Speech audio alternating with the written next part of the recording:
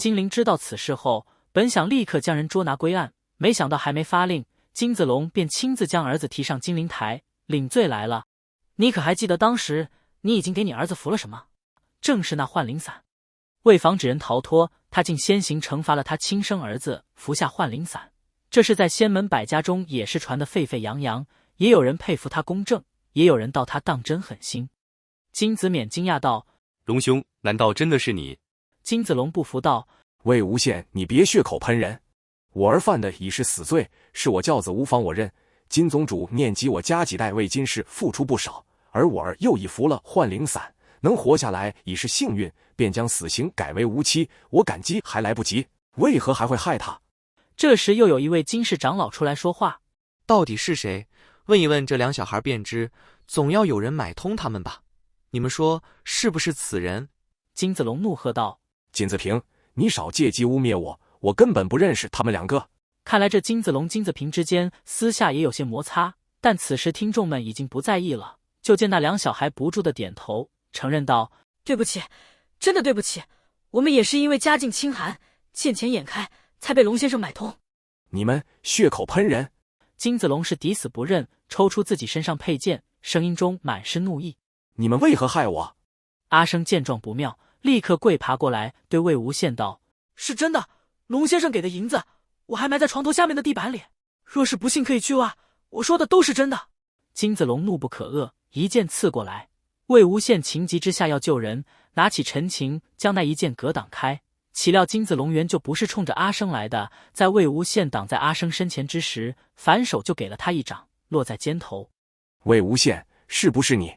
魏无羡吃疼，被逼得生生后退了几步。他上前还想再接一剑，但见空中一道蓝色剑光接上金子龙那一剑，碧尘空中几个回转，蓝忘机已来到魏无羡身前，将人稳稳挡在身后，再接过碧尘与金子龙对了几招。蓝忘机此人要么不动，要动起手来也是招招强劲，金子龙根本应接不及，更别说再去找魏无羡。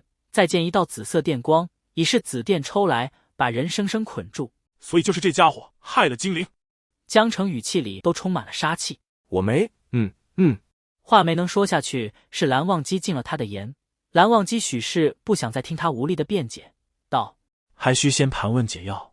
江澄会意，那边金子平出来道：人证物证俱在，先行绑了他们去地牢，再慢慢盘问如何？金子勉表示同意，金氏其他长老也没有意见。本就是金家内部的斗争，其他人也插不上话。既然事件都清楚了，魏无羡也召走了凶尸，放其他人离去，又和聂怀桑叙旧了几句，便也别过了。蓝湛，刚才谢谢你啊。不必。魏无羡也知道蓝忘机定要这么回，也就笑了笑，不多客气，就去攀江澄的肩。也谢谢你啊，江澄。江澄可受不了他突然勾肩搭背的，又是猛地一推：死开！我那是为了抓人，与你何干？刚才魏无羡肩膀还挨了金子龙一下呢，他这一推正好又碰到了伤处，魏无羡吃痛踉跄几下，差点跌倒在地。江澄，我是和你有仇吗？你要这么对付个伤患？谁叫你自己受伤了还不老实？江澄斥责他，然后又道：严重部叫一休过来看看。魏无羡揉了揉肩膀：算了，小伤而已，我去看看金陵，顺便找你的人上个药就行。江澄，你去问解药吧，蓝湛你先回去等我。蓝忘机颔首，然后便也随魏无羡身后出了去。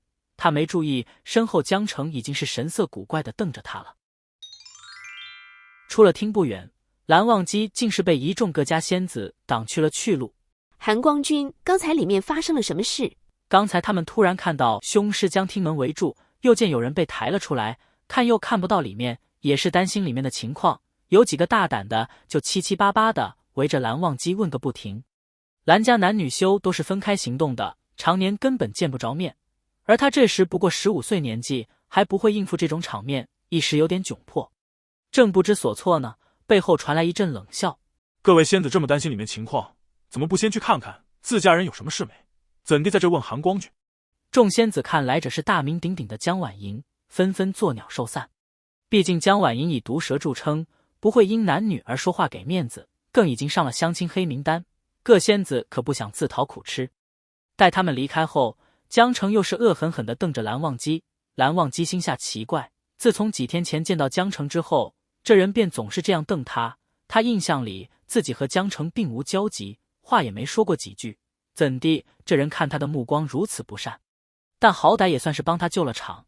蓝忘机礼貌性向他行一礼，但江城是谁啊？不是你有礼貌他就会接的。想起刚才那堆莺莺燕燕，他就来气。他冷哼一声道：放着受伤的魏无羡，韩光俊倒还有心情陪仙子们闲聊。不知他是何意，蓝忘机并未回答。这下江城更恼了，质问他：蓝忘机，你为何2次都没接住他？他说的是前几天楼梯上那次和刚才魏无羡肩膀受伤那次。蓝忘机微微蹙眉道：是你推的他。是我推的，可你为何没接住？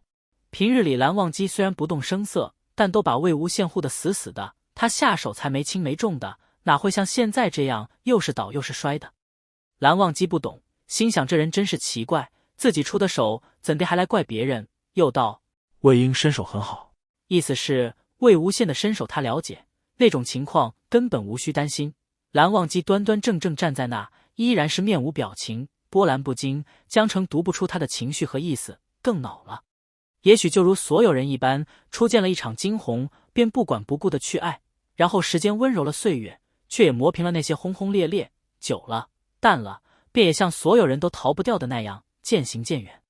可魏无羡承受的实在太多了，前生被人并购，此生又被人耻笑，毕竟断袖都是上不了台面的东西，饶是仙门名士又如何，鬼道始祖又如何？夷陵老祖和韩光俊从来都不被人看好，5年了，他们在别人的闲言碎语中度过了5年，已是足够让燎原大火悄无声息地烧成灰烬的时间。而江城看到了太多夫妻间貌合神离、相顾无言的瞬间，他这几天看魏无羡和蓝忘机相处都怪怪的，所以便多观察了一下。现在又听蓝忘机这么一说，立刻就认定了2人肯定是出了问题。你，江城都要气炸了，再道：蓝忘机，你当初信誓旦旦说要护卫无限一世周全。他本就是不喜欢蓝忘机的，但当初却没多说，除了立场问题，还因为他也看得出魏无羡是真心喜欢蓝忘机，而蓝忘机也是当真护着魏无羡的。可若是变了呢？他始终觉得对魏无羡有歉意，虽然说不出口，见面时总是有尴尬，有遗憾，有无措，但也绝见不得魏无羡不好。你若是后悔了，便把人放开，别居在云深不知处。放开了回莲花坞，或者去哪都好，山高水长，天高海阔，魏无羡那样的人肯定去哪都可以活得很开心，只要不被云深那冰冷的山壁锁得动弹不得。蓝忘机浅色眸子望着他，依旧清冷，但坚定不移，说得清楚：不曾。说罢便转身走了，留下江城一个人，紫电还在手里闪着光芒，却也不懂还该做些什么。魏无羡兴高采烈地回来，见蓝忘机还是坐在那看书，便蹦过去问他：蓝湛，可还听到什么进展？蓝忘机摇摇头，那木音还没发出甚有用的信息。魏无羡又道：也是了，大白天的，坏事应该还是要等到晚上密谋。蓝忘机颔首，又看着魏无羡，低声道了句：没事吧？魏无羡以为他是问精灵，答道：啊，哦，没事，反正精灵也挺辛苦的，趁机休息休息。蓝忘机叹了声，又道：我问的是你。魏无羡这才想起自己的肩伤，摆摆手道：我更没事了，小伤小伤，过2天自己就好了。然后又大咧咧的道：这点小伤算个屁啊，想当年江城在我肚子上捅了一刀，我把肠子塞回去还没事样，继续去卖土豆呢。听他又在那胡说八道，蓝忘机起身过去，一把抓住了他的肩膀。魏无羡疼得嘶了一声，眉头都拧在了一起。蓝忘机将他本就穿的不是很整齐的衣襟撩开，知他吃痛，动作倒也轻柔了许多，颈脖处线条纤细完美。但魏无羡现在的身体实在是太过精瘦了，想是莫玄羽常年被虐待，吃也没得吃。这几年蓝忘机花功夫细心的养着，倒也是养的细皮嫩肉，但想是底子问题，丝毫不见胖起来。锁骨肩头骨骼分明，他一呼吸，锁骨跟着微微震动。蓝忘机呆看了一瞬，立刻将目光移开，再看到肩膀皮肤雪白，衬得一大块青紫痕迹更为刺眼。他就猜到魏无羡肯定连药都没有上，于是打开乾坤袋，拿出药来给他涂上。魏无羡被他突然的举动吓到了，没想到蓝忘机会做这般逾矩的动作，竟一时没有挣开。一想自己现在是人家道侣，也算不得逾矩，而且蓝忘机也只是在给他上药，又不好正开了，只能乖乖的坐着。如果你喜欢我分享的小说，请点击订阅频道，你们的观看是我剪辑影片的动力，感谢您。